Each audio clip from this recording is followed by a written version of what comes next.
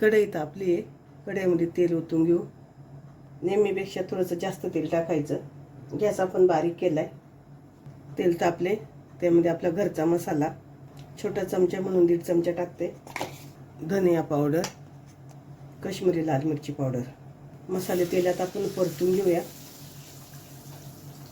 त्यामध्ये थोडासा हिंग परतून घेऊ. इथं आपले मसाले छान परतलेत. त्यामध्ये वाटण टाकूया.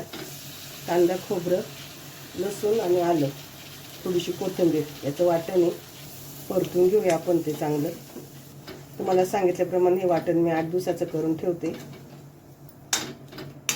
घायच्या कामाला पटकन भाजी होते. आता आपल्याला हा मसाला छान परतून घ्यायचा आहे.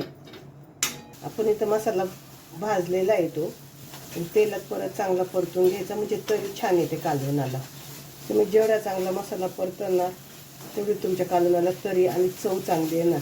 मी फास्ट गॅसवर इथं परतून घेते मसाला. मसाला आपला छान परतलाय. गॅस बारीक केलाय. त्यामध्ये उकडलेलं मटकीचं पाणी टाकणार आहे. मटकी आणि मटकीचं पाणी दोन्ही पण आहे. पाणी ओतल्यानंतर मिक्स करून घेते मटकी. बघा किती छान तरी आली आहे. आत्ताच त्याला गरम पाणी घातलं ना की तरी छान येते. चवीनुसार मीठ. आणि एकदा आत्ता 5 मिनिटात आपली भाजी तयार होईल.